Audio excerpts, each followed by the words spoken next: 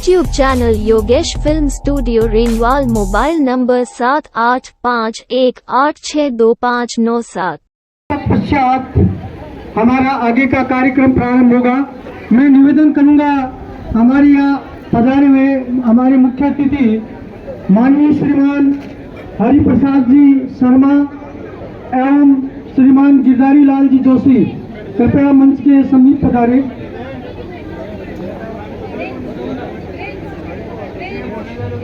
पे आ जाए सभी झांकियां स्टेज पे आ जाए। इस साइड में खड़े रहेंगे सभी झांकी। सभी अध्यक्ष भी स्टेज पे आएंगे और भगवान परशुराम जी की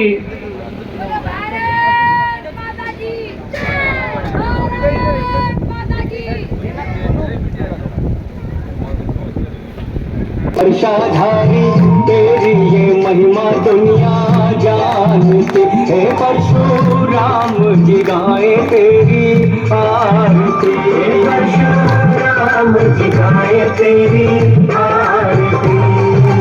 जय जय परशुराम भगवान, जय जय परशुराम। रघुकुल के हो तुम नंदन, वीर बड़े तपधारी, वीर बड़े तपधारी।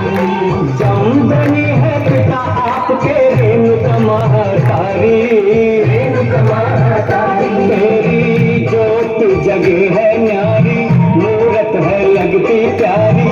सबके ये सूरत मन में भारी, परशुराम जी गाए तेरी आरती, परशुराम जी गाए तेरी आरती।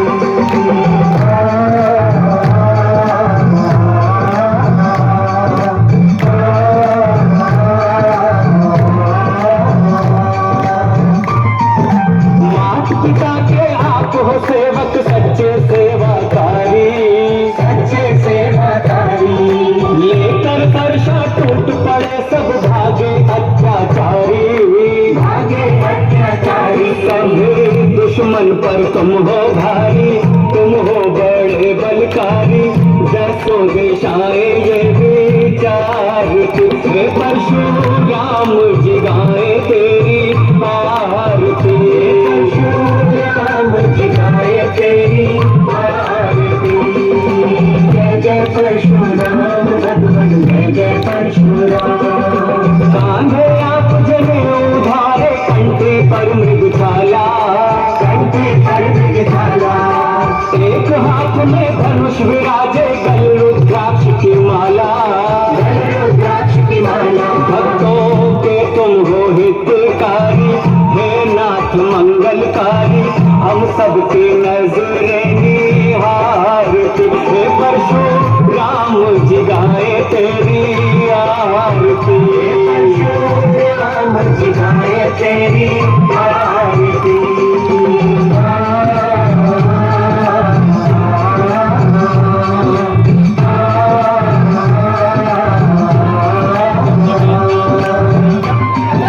परशुराम जी अजर अमर हो, बिनती सुनो हमारी, बिनती सुनो हमारी। सिद्धू सवरिया पर मेरे प्रभु हो जाए महर तुम्हारी, हो जाए महर तुम्हारी। पूजे सब तुमको नर और नारी, आपकी महिमा भारी। सारी ये दुनिया पुकारती, हे परशुराम जी गाए तेरी आरती, परशुराम जी गाए तेरी आरती। छठे विष्णु के तुम अवतारी, देव हो वर्षाधारी। तेरी ये महिमा दुनिया जानती, हे परशुराम जी गाए तेरी आरती, परशुराम जी गाए तेरी आरती। हे परशुराम जी गाए तेरी आरती, हे परशुराम जी गाए तेरी आरती, हे परशुराम जी गाए तेरी आरती, हे परशुराम जी गाए तेरी आरती। बोल परशुराम भगवान की, बोल परशुराम भगवान की। हमें माननीय श्रीमान महंत महाराज श्री जुगल सोरेन जी महाराज जी से निवेदन करूंगा कि वे विराजमान हो। हाँ, सभी झांकियां भी बैठ जाएं, सभी झांकियां भी अपने एवं छठी के अध्यक्ष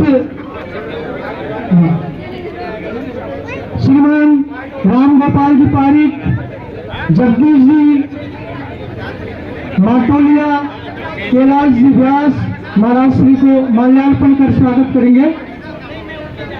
दादू समाज से श्री कृष्ण सभी यहाँ मंच पर पधारे, महाराज श्री का माल्यार्पण कर स्वागत करें।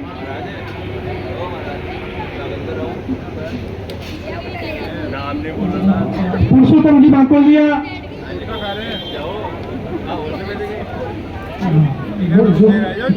हाँ बताओ।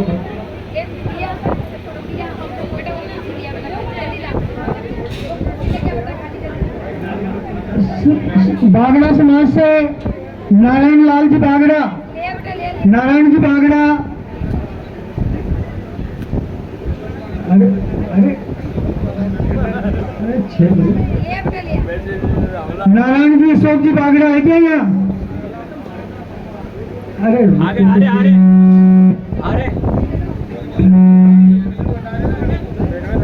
हमें, हाँ नारायण जी पढ़ा रहे हैं ना, नारायण जी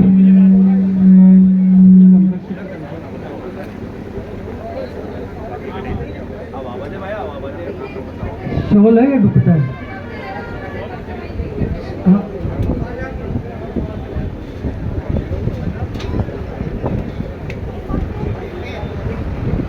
रामोतार जी तिवाड़ी,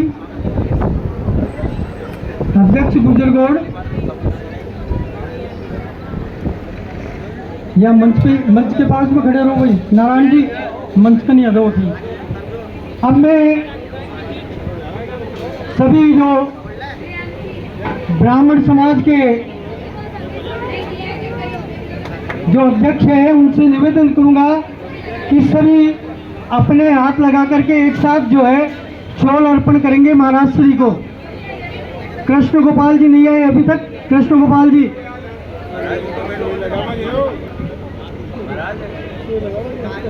बाबूलाल जी, डॉक्टर बाबूलाल जी शर्मा, तालियों से स्वागत करेंगे बैठे हुए लोग। हाँ धन्यवाद। अब मैं महिला संगठन के अध्यक्ष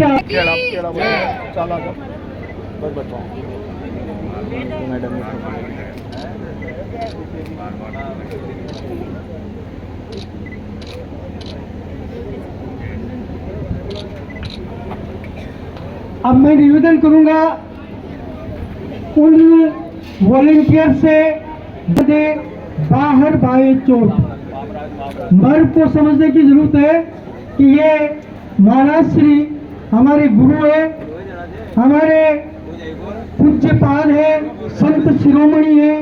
इधर पहुंचे और पहुंच करके वहाँ की व्यवस्था सुचारू करे।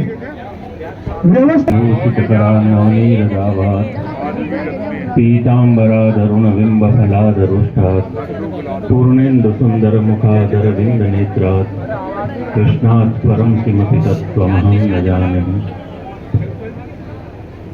उद्भव स्थिति संहारकारिणीं क्लेशहारिणीं सर्वश्रेयस्करीं राधां नतोऽहं कृष्णवल्लभाम्।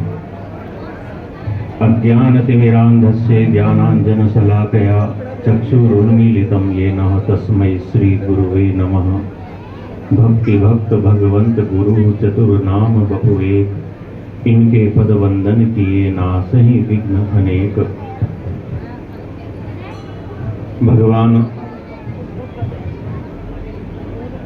श्री परशुराम जी के परम पावन इस जन्मोत्सव दिवस पर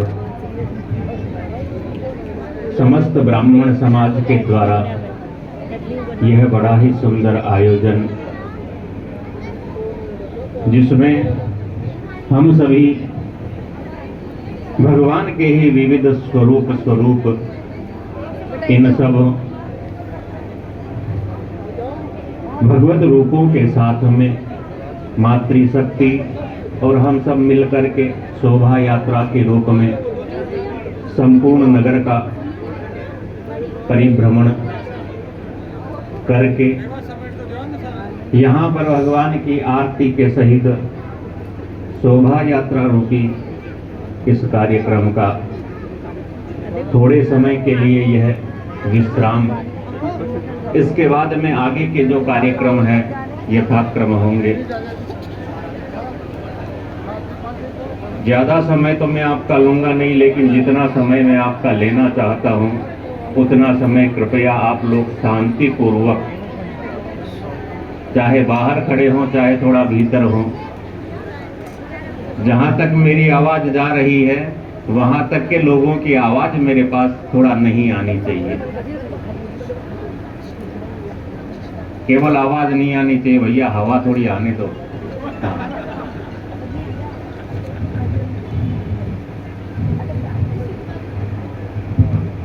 हम लोग सब जानते हैं स्थानम प्रधानम न बल प्रधानम, भाई स्थान प्रधान होता है और आप सब लोगों ने ही हमको वह स्थान दिया है कि आज आपसे हम आपकी ही छत्र छाया में थोड़ा ऊपर बैठे हैं। भाई बेटे को कौन तैयार करता है? माता पिता तैयार करते हैं। शिष्य को कौन तैयार करता है? गुरु तैयार करता है।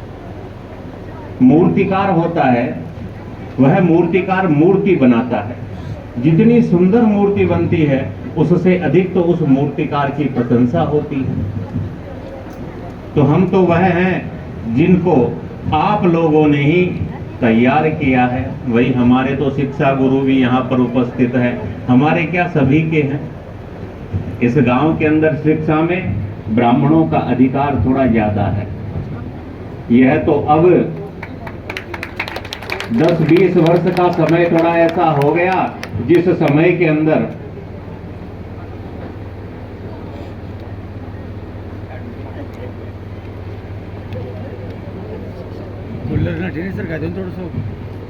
रहने दो, इसको तो रहने दो, ये तो बीच में आ जाते हैं ना, इनसे हो जाता है। बड़ा कार्यक्रम होता है तो थोड़ी बहुत अव्यवस्थाएं चलती रहती है और होनी भी चाहिए भाई।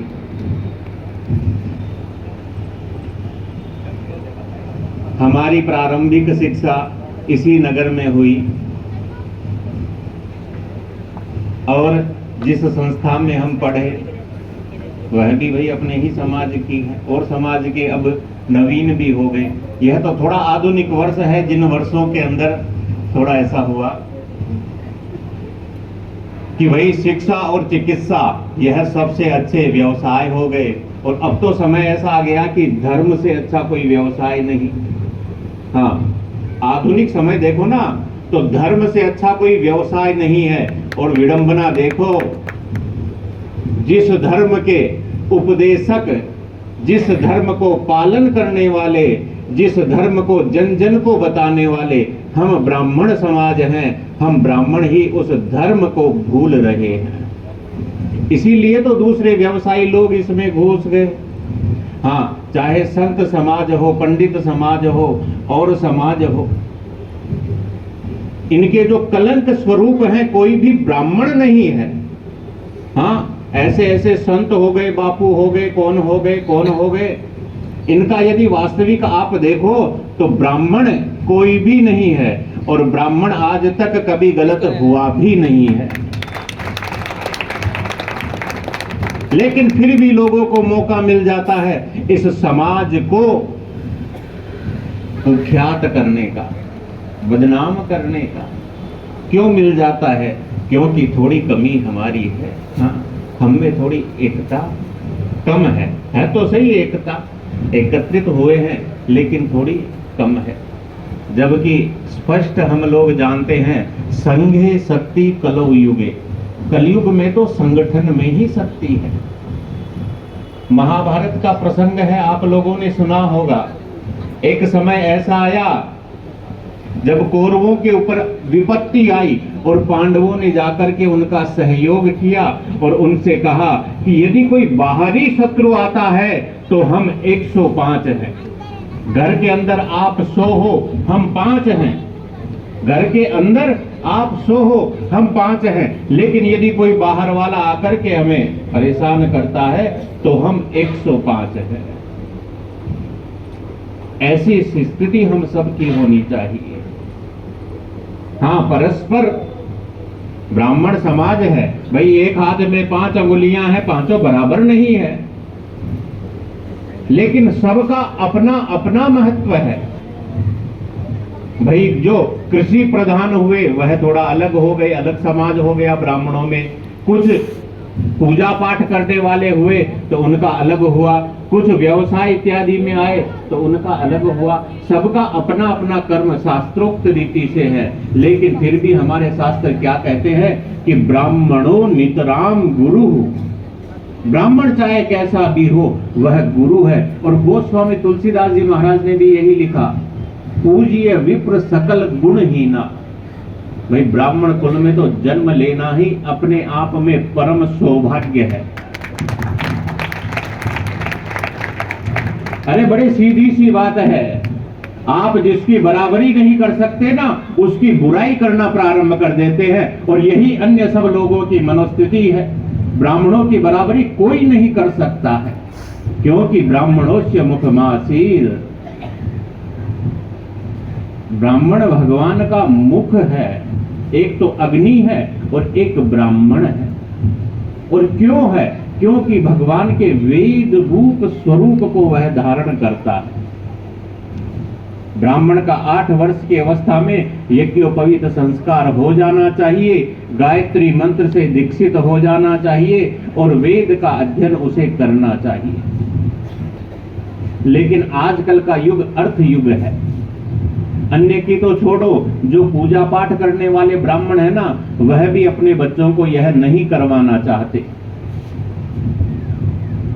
क्योंकि उन्हें यह अच्छा नहीं लगता। हम भी मानते हैं कि भाई अच्छा नहीं लगता है, हाँ, क्योंकि ब्राह्मणों में थोड़ा स्वाभिमान ज्यादा भी होता है। लेकिन यदि योग्यता आप में है ना, तो सब आपके चरणों के अंदर स्वयं झुकेंगे। यदि योग्यता में कमी है तो फिर सामने वाले को मौका मिल जाता है। हम यूनिवर्सिटियों के अंदर जाते हैं, बड़े बड़े एस्ट्रोलॉजी इत्यादि सेमिनार होते हैं, जाते हैं। पहले जहां पर केवल ब्राह्मणों का राज था, हाँ, केवल ब्राह्मणों का राज था। क्यों था? क्योंकि हम में प्रज्ञा है, हम में ज्ञान है। स्वदेशे पूज्यते राजा विद्वान सर्वत्र पूज्यते।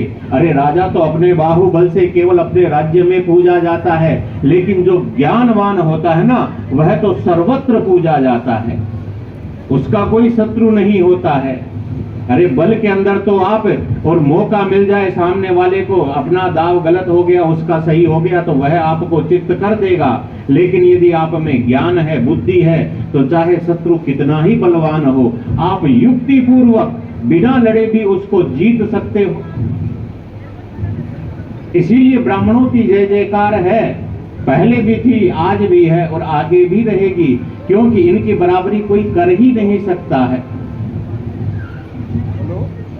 अरे जो साधारण पक्षी होते ना, मक्खी है, मक्खी क्या गरुड़ की बराबरी कर सकती है?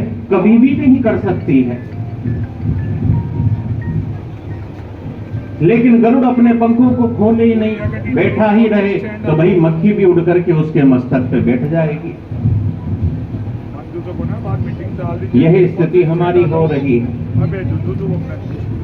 अपन सब ब्राह्मण समाज हैं, अपनी मनोस्थिति, अपनी जो परस्पर चर्चा है, हम लोग बैठ करके स्वतंत्रता पूर्वक कर सकते हैं। लेकिन फिर भी हम तो केवल संकेत मात्र में कहते हैं कि भाई ब्राह्मणों नितराम गुरु हो। ब्राह्मण यदि है तो किस कारण गुरु है? अपने कर्म, अपने संस्कार, अपनी संस्कृति के कारण है। ब्राह्मण की पहचान क्या है? आजकल तो किसी की पहचान नहीं होती। हमको हमारे गुरुजी ने कभी बाध्य नहीं किया कि भाई आप ऐसा पहनो या ये करो ये करो। यहीं पे जन्म से लगभग 5-6 वर्ष का मैं था ना, तब मैं यहाँ आ गया था। उस समय विद्यालय इत्यादि में जाता, वेशभूषा हम भी सब लोगों की तरह पहनते थे। हमारे गुरुजी ने कभी हमको बाध्य नहीं किया, लेकिन जब धीरे धीरे हम थोड़ा समझदार हुए तो स्वयं ही हमने सोचा कि भाई अपन को तो जीवन भर धर्म की सेवा करनी है, इसलिए जो साधारण वेशभूषा होती है उसमें हम कहीं जाते थे, हमको कोई सम्मान नहीं मिलता था। लेकिन जिस दिन हम महाराज जी के साथ जाते और ऐसी वेशभूषा पहन करके जाते, हमको सम्मान मिलता। कभी कभी आवश्यक कार्य हो जाता, बस इत्यादि के अंदर भी जाते तो हमारी ऐसी वेशभूषा देख करके हमको सीट भी मिल जाती। हाँ, कभी कभी तो किराया भी नहीं लगता। हाँ, तो यह किस कारण है? यह पहचान है ब्राह्मण की। और सब लोग जानते हैं, सूने मस्तक यदि किसी ब्राह्मण का मुख देख लो तो वह अच्छा नहीं होता, मानते हैं अपन। और सबसे पहले किसका देखते हैं? भाई हम अपना ही तो देखते हैं ना, बाहर तो हम बाद में निकलते हैं, पहले तो खुद तैयार होते, अपना मुख हम ही देखते हैं। अब फिर हमारा दिन अच्छा होगा या बुरा होगा, वही सोच लो। इसमें शर्म क्यों? जबकि सुंदर लगता है, मस्तक पर तिलक हो ना तो मस्तक की चमक बढ़ती है। अरे जिनका तो स्वरूप भी नहीं, ऐसी ऐसी उनके वो रीति रिवाज कैसे कैसे हैं, कुछ भी अच्छे नहीं लगते, लेकिन फिर भी देखो कैसे। और हम लोग धर्म को और संस्कृति को यदि पहनने लगेंगे तो हमें ऐसा लगता है कि भाई हम तो छोटे हो गए।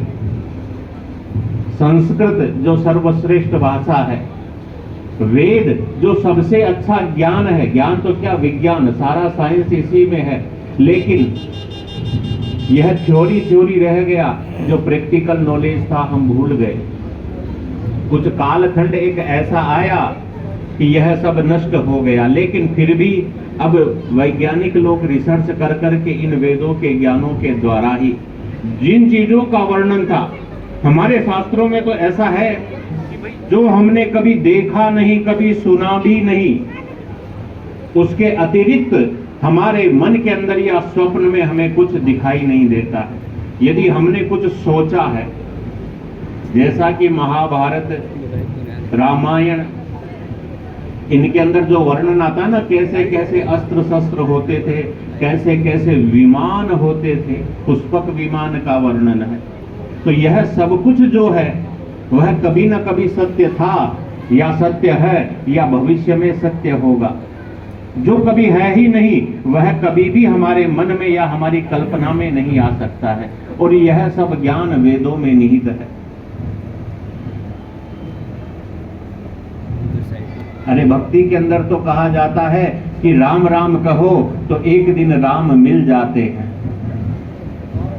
क्योंकि धर्म भी श्रद्धा का ही विषय है। इसलिए वेदों के जो मंत्र हैं, गायत्री जो मंत्र है, ब्राह्मणों का सबसे बड़ा धन है। और ब्राह्मण को तो बिना किसी कारण के इनका अध्ययन करना ही चाहिए। अरे ज्योतिष को तो भगवान के नेत्र बताए हैं ज्योतिष शास्त्र, क्योंकि इससे हम भूत भविष्य वर्तमान तीनों जान सकते हैं। लेकिन ब्राह्मणों को छोड़ दो, अन्य सभी जातियां आजकल इनके अंदर बहुत आगे हो गई। संस्कृत यूनिवर्सिटी अलग बन गई, लेकिन हम वहां पे जाके देखते हैं तो ब्राह्मणों के विद्यार्थी कम है, अन्य विद्यार्थी वहां पर ज्यादा है।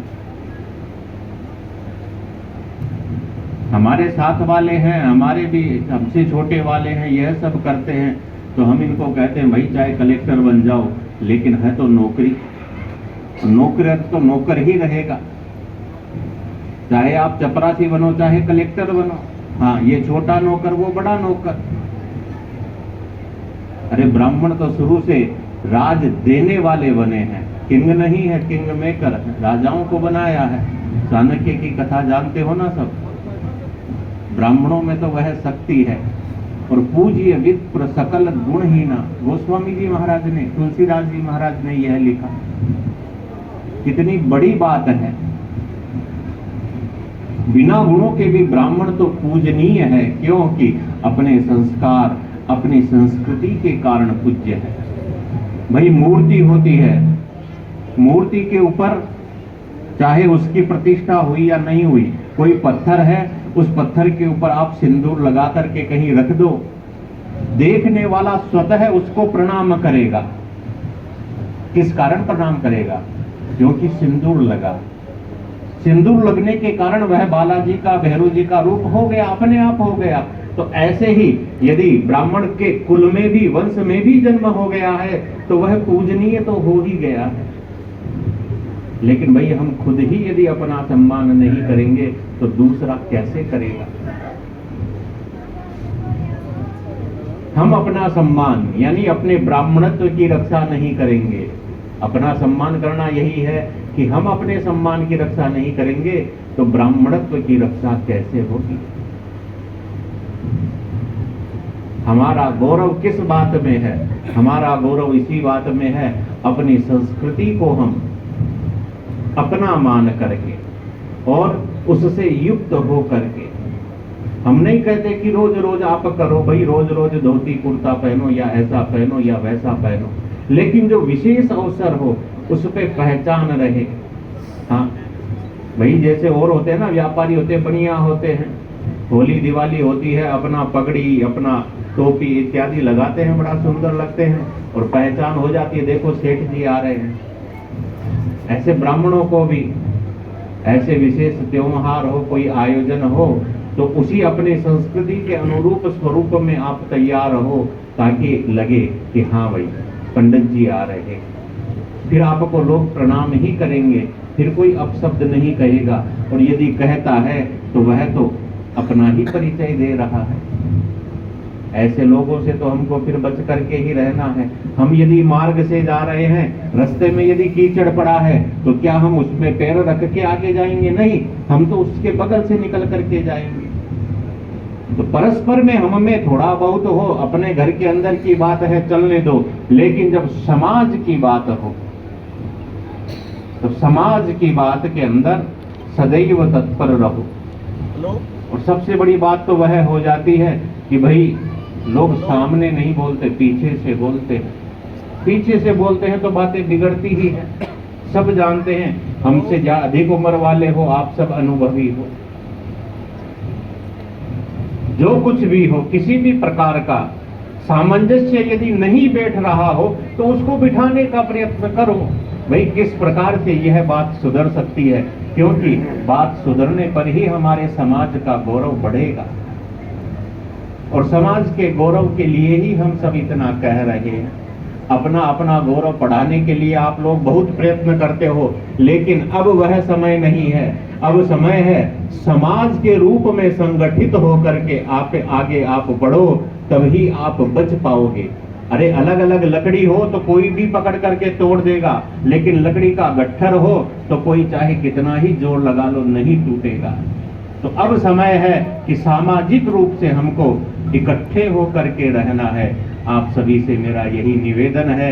यह बड़ा सुंदर आयोजन, इसी प्रकार समय समय के ऊपर समाज के लिए अत्यंत आवश्यक ऐसे सामूहिक कार्यक्रम होते रहें। जब भी जैसे भी आप सब लोगों को सूचना मिले, आप सब लोग अपना अमूल्य समय अवश्य और प्रदान करें ऐसे सामाजिक कार्यों के लिए, सामाजिक संगठन के लिए। आप सबके उत्तम स्वास्थ्य की कामना भगवान परशुराम के चरणों में हम करते हैं। सर्वेपि सुखिनः सन्तु, सर्वे सन्तु निरामया, सर्वे भद्राणि पश्यन्तु, मां कश्चित् दुख भाग भवेत्। भाई इस आयोजन के कर्ता, संयोजन कर्ता मान लो, चाहे कर्ता मान लो, सब कुछ अपन सब लोग हैं, तो सभी का बड़ा बड़ा अभिनंदन है। किसी का नाम विशेष न लेकर के सभी के प्रति और हम अपनी कृतज्ञता प्रकट करते हैं, सबका धन्यवाद भी करते हैं, क्योंकि कार्यक्रम ऐसा ही रखा है। हाँ। कर्तुस्य सारथे है तो अनुमोदन में वजह, भाई करे करावे और खुशी मनावे, तीनों लोग एक फल पावे। हम तो वही करने वाले आप हो, कराने वाले आप हो, हम तो खुशी मनाने वाले हैं। हाँ, और हमारे रूप में या इस पद के रूप में जो भी सम्मान हुआ है, वह सब सम्मान हम सभी का है, केवल मेरे अकेले का नहीं, संपूर्ण समाज का ही सम्मान है। सबका ही प्रतिनिधित्व करने के लिए हम सदैव और तैयार हैं। समाज की जैसी भी हमारे प्रति और जो भी कर्तव्य निष्ठा समाज ने दिखाई, हम भी दुगनी कर्तव्य निष्ठा से और समाज के लिए सदैव समर्पित भी रहेंगे। बोलिए परशुराम भगवान की। अब मैं निवेदन करूंगा महाराज श्री से, क्योंकि महाराज श्री के सामने आपके एक शिष्य श्याम सुंदर जी माटोलिया ने गत वर्ष इसी दिन एक वचन दिया था और आज उस वचन का निर्वाह हो रहा है, तो मैं समझूंगा कि आज महाराज श्री अपने आशीर्वाद उनको जरूर दे। मैं जहाँ कहीं भी श्याम जी माटोलिया हो, निवेदन करूंगा या पधारे श्याम जी माटोलिया।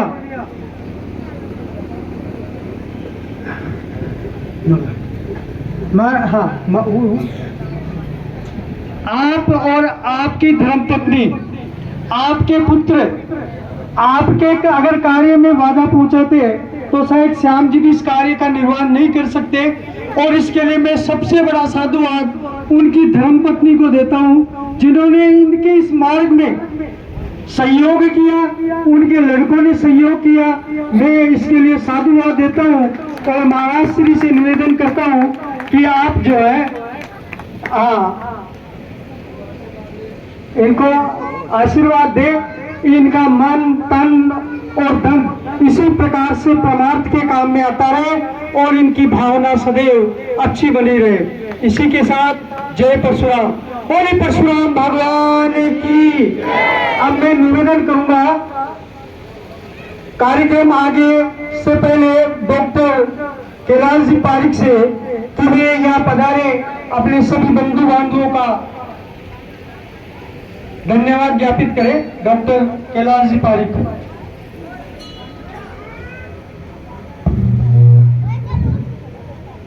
श्री परशुराम भगवान की जय। परम श्रद्धेय डॉक्टर जुगल शरण जी महाराज, आपका बहुत बहुत आभार।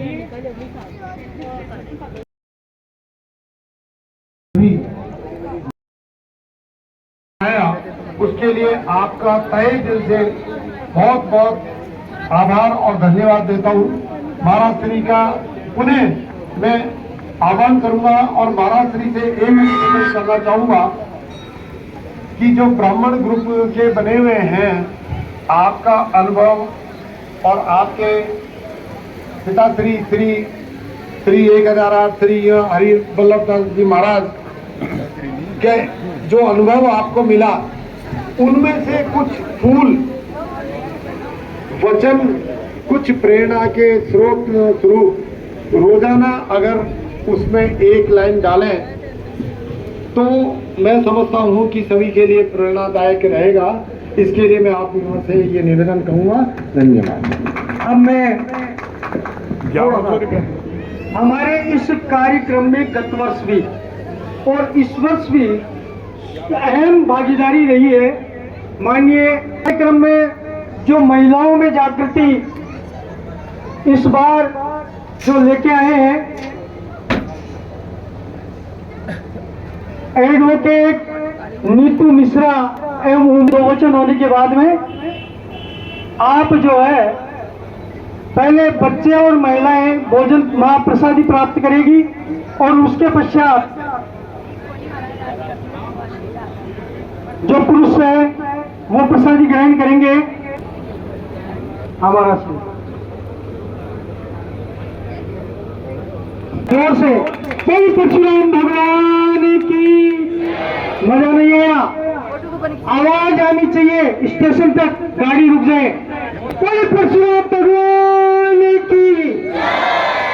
ऐसे अब महिलाएं और बच्चे जाकर के महाप्रसादी ग्रहण करें। महाराज श्री का धन्यवाद। आज यहाँ पधारे और इस ब्राह्मण समाज को कर्तव्य किया अपने आशीर्वचन से, इसके लिए ये ब्राह्मण समाज सदैव आपका ऋणी रहेगा। उन्होंने पहली क्लास से 10वीं क्लास तक की सभी बच्चियों को निःशुल्क शिक्षा देने का, ब्राह्मण बच्चियों को निःशुल्क शिक्षा देने का प्रण किया है। सभी एक साथ उनका हार्दिक अभिनंदन और स्वागत करें। ऐसे ब्राह्मणों के सच्चे हितैषी श्री रामोदास जी दादी संगठित करने और आगे का कार्यक्रम और अच्छा बनाने के लिए रूपरेखा बनाते रहे तब तक, और बच्चों के और महिलाओं